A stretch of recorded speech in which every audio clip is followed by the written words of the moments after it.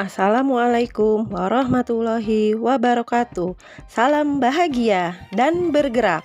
Perkenalkan, saya Neni Syafitri. Saya mengajar di SDN Pekayon 11 Pagi, DKI Jakarta.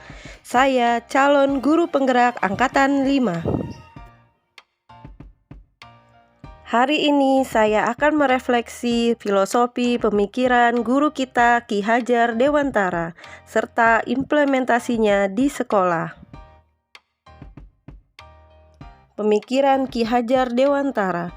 Menurut Ki Hajar Dewantara, pendidikan adalah usaha kebudayaan yang bermaksud memberikan bimbingan dalam hidup tumbuhnya jiwa raga anak didik agar dalam garis-garis kodrat pribadinya serta pengaruh-pengaruh lingkungan mendapat kemajuan hidup lahir dan batin. Ki Hajar Dewantara juga memiliki pemikiran bahwa kita sebagai pendidik berkewajiban menuntun segala kodrat yang ada pada anak agar mereka dapat mencapai keselamatan dan kebahagiaan yang setinggi-tingginya, baik sebagai manusia maupun sebagai anggota masyarakat. Harapan Ki Hajar Dewantara. Ki Hajar Dewantara berharap anak dapat menjalani proses belajar mengajar dan mengerti dengan akalnya, memahami dengan perasaannya, dan dapat menjalankan atau melaksanakan pengetahuan yang sudah didapat dalam kehidupan masyarakat. Hal positif pemikiran Ki Hajar Dewantara. Ing ngarso sung tulodo, ing madyo mangun karso, tuturi handayani. Ing ngarso sung tulodo, yang berarti di depan atau pimpinan harus memberi teladan. Semboyan ing ngarso sung tulodo memiliki arti bahwa seseorang guru di depan harus mampu menjadi contoh bagi anak didiknya, baik sikap maupun pola pikirnya. Guru harus memberikan teladan yang baik bagi anak didiknya agar anak akan memiliki perilaku yang baik pula. Pada tahapan ini, guru masih menjadi pemegang peran yang cukup kuat dalam pembelajaran. Ing madyo mangun karso, yang bermakna di tengah memberi bimbingan.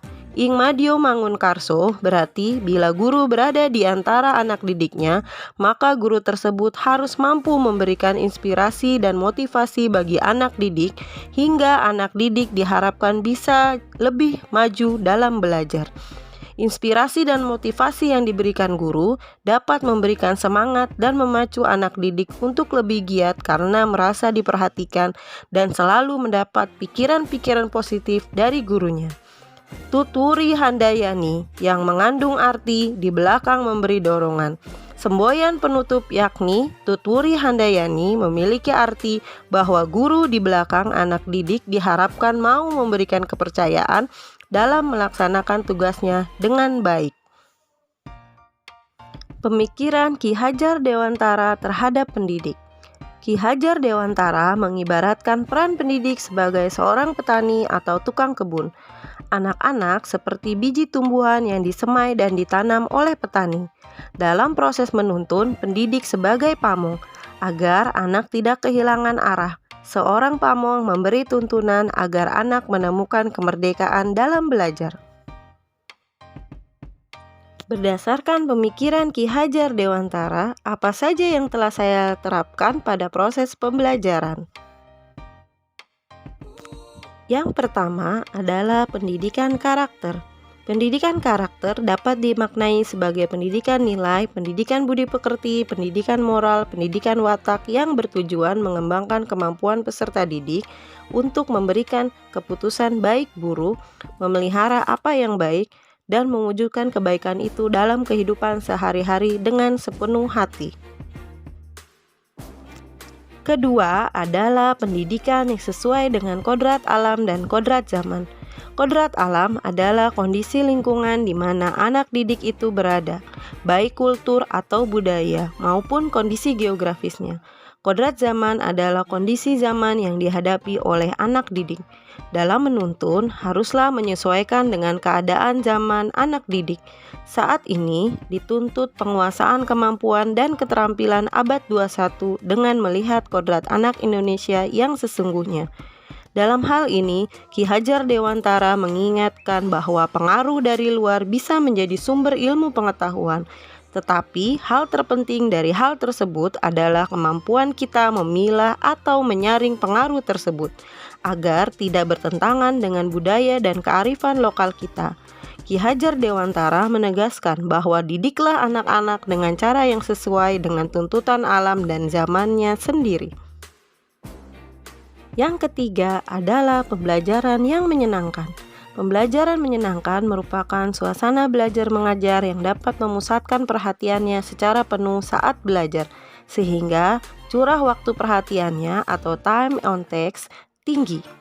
Pembelajaran menyenangkan dapat diartikan sebagai pembelajaran yang dapat menarik perhatian siswa dengan berbagai metode yang diterapkan, sehingga saat pembelajaran berlangsung siswa tidak merasa bosan. Dengan demikian, dapat dikatakan bahwa pembelajaran menyenangkan adalah suatu proses pembelajaran yang berlangsung dalam suasana yang menyenangkan dan mengesankan. Suasana pembelajaran yang menyenangkan dan berkesan akan menarik minat peserta didik untuk terlibat secara aktif, sehingga pembelajaran dapat dicapai maksimal. Yang keempat, pembelajaran yang berpusat pada siswa. Pembelajaran berpusat pada siswa adalah proses atau cara perbuatan menjadikan siswa aktif belajar dengan mempertimbangkan karakteristik pada diri siswa yang akan belajar.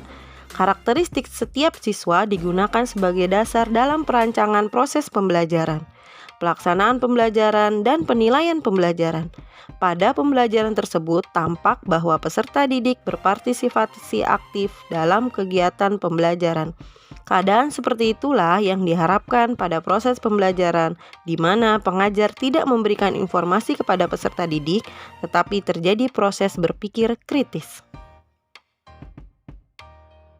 Sekian dan terima kasih. Guru bergerak Indonesia maju. Salam guru penggerak.